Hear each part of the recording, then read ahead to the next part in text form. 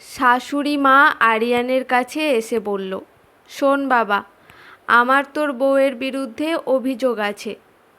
আরিয়ান অফিসে যাওয়ার জন্য তৈরি হচ্ছিল। আমি রান্নাঘরে, রুটি বেলা শেষ, এখন সেক দিয়ে নেব শুধু।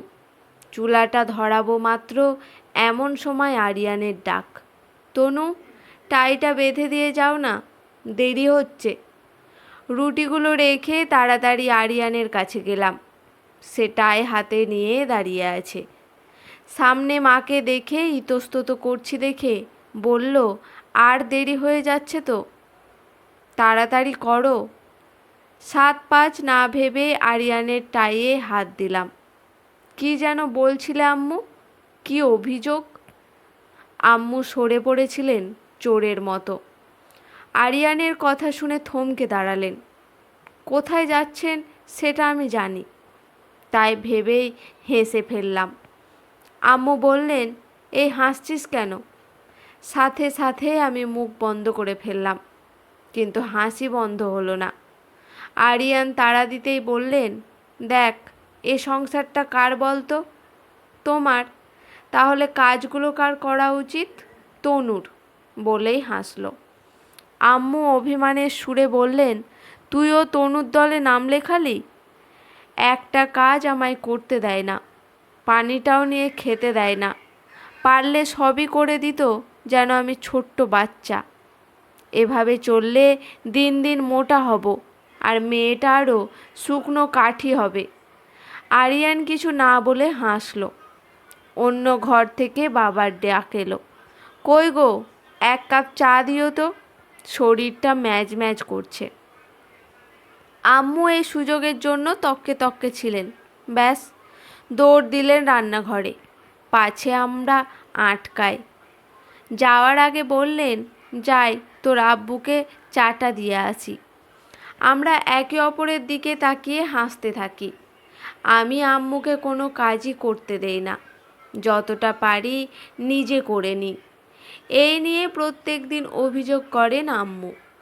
সব সময় ফাঁক খোঁজেন রান্নাঘরে যাওয়ার, যাতে কাজ থাকলে তিনি করতে পারে। আমি দেই না। এমনিতেও তারা আমাকে বাড়ির বউ করে এনে অনেক বড় ঋণী করে দিয়েছেন, আর ঋণী হতে চাই না।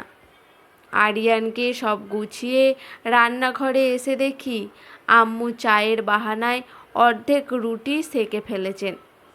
আমাকে দেখেই ধরা খাওয়া চোরের মতো বললেন, চাটা হচ্ছিল? ভাবলাম, দাঁড়িয়েই তো আছি, বানিয়ে ফেলি। আমি জিজ্ঞাসা করলাম, সকালের ওষুধটা খেয়েছেন? তিনি ইতি উতি করে পালানোর পথ খুঁজছেন। আমি কোমরে হাত দিয়ে বললাম, নিশ্চয় খাননি। আমি আম্মুকে রান্নাঘর থেকে সোজা বেডরুমে নিয়ে এলাম। আব্বু রকিং চেয়ারে বসে কাগজ পড়ছিলেন। আম্মুর দিকে তাকিয়ে বললেন, আমার চা। আম্মুকে বিছানায় বসিয়ে ওষুধ বের করতে করতে বললাম, এই তো আব্বু, বানাচ্ছি, আনছি। ওষুধ আর পানিটা দিয়ে রান্নাঘর থেকে চা এনে দিয়ে বললাম, আব্বু, এবার খালি পেটে চা খাওয়াটা কমান, নাস্তার পরে খাওয়ার অভ্যাস করুন, এমন করলে শরীরটা খারাপ হবে। আম্মু রোজকারের মতো একটি মিষ্টি হাসি দিয়ে বললেন, সকালে বেডটি না হলে শরীরটাতে জো পায় না। আমি বাকি রুটিগুলো সেকে সবাইকে নাস্তার টেবিলে ডাকলাম। আরিয়ান তাড়াহুড়ো করে এসে বসলো টেবিলে। 9টা প্রায় বাজতে চলল, বের হতে হবে। আব্বু আম্মু আসতেই ঝোল বেড়ে দিলাম সবাইকে। খেতে খেতে আব্বু বললেন, আহ, তনু আমাকে যদি না আনতাম কি আফসোসটাই না করতাম। তোমার আম্মুর রান্না খেতে খেতে চড়া পড়ে গেল মুখে। আম্মু মুখ ভেঙচিয়ে বললেন, ওটা খেয়েই তো বেঁচে আছো। আব্বু তা ঠিক বলে মাথা নেড়ে সায় দিলেন। আব্বু আরেকটা রুটি দিই, তুমি নিয়েছো? আব্বু দুটোতেই পেট পুড়ে যাবে আমার। খাওয়া তো চড়ুই পাখির মতো, তাই তো বলি, তুমি এত শুকনা কেন? বেয়ানকে বলতে হবে, তারা আমার মেয়েটাকে না খাইয়ে রেখেছে এতদিন। আরিয়ান, আরও দুটো দে তো রুটি ওকে। আরিয়ান আরও দুটো রুটি আমার প্লেটে দিয়ে দিল। আমি নিজের চোখের জলটা আড়াল করে খেয়ে নিলাম। আরিয়ান দরজার কাছে এসে আমার কপালে একটা চুমু দিয়ে বেরিয়ে গেল তাড়াহুড়ো করে। এটা তার নিত্যদিনের অভ্যাস। ও বেরিয়ে যেতেই রান্নায় হাত দিলাম। সকালে উঠে ঘরটা ঝাড়ু দিয়েছি। আম্মু ঝাড়ুতে হাত দিতেই বললাম, দিয়ে দিয়েছি। শুনেই মুখ কালো করে বসার রুমে টিভি দেখতে বসলেন। জানেন রান্নাঘরে কোনো কাজ করতে দেব না। একটু পরে ওপরের তলার ভাবি আসলেন মিষ্টি নিয়ে। মেয়েকে নাকি দেখতে এসেছিল। পাকাপাকি কথা হয়ে গেছে, আগামী মাসে বিয়ে। আম্মুর কাছে এসে বসে তাই বললেন। তারপর গলার স্বর নামিয়ে বললেন, শেষে ডিভোর্সি মেয়েকে ছেলের বউ করলেন। নিশ্চয় মেয়েটার কোনো দোষ ছিল ভাবি। ছেলেটার যে কি করলেন। গলার স্বর নামালেও তেজটা ঠিকই ডাইনিংয়ে এসে পড়েছে। আমি রান্নাঘরে গিয়ে চায়ের পানি বসালাম। আম্মু টিভির রিমোটটা রেখে বললেন, তো কি হয়েছে ভাবি? আমি নাস্তা টেবিলে রেখে নিজের কাজে গেলাম।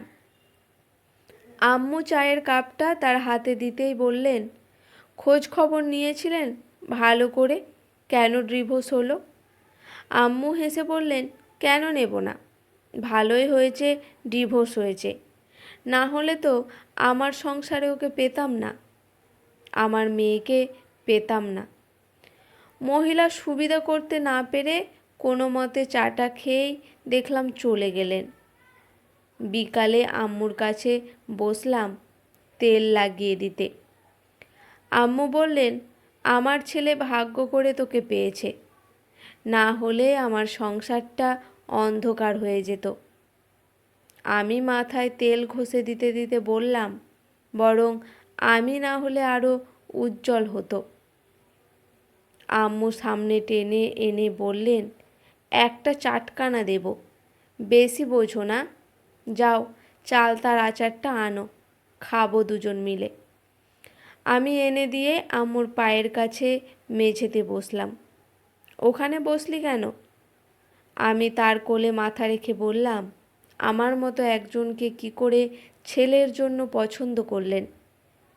তিনি আমার মাথায় হাত বুলিয়ে দিয়ে বললেন, তোর জরায়ুতে টিউমার হয়েছে, এটা কি তোর দোষ? না জরায়ুটা ফেলে দিতে হয়েছে, এটা তোর দোষ? আমি কিছু না বলে চোখের জল ফেললাম। আমি আর আরিয়ান একটু ঘুরতে বেরিয়েছিলাম। ফেরার সময় দেখলাম জ্যামে পড়লাম।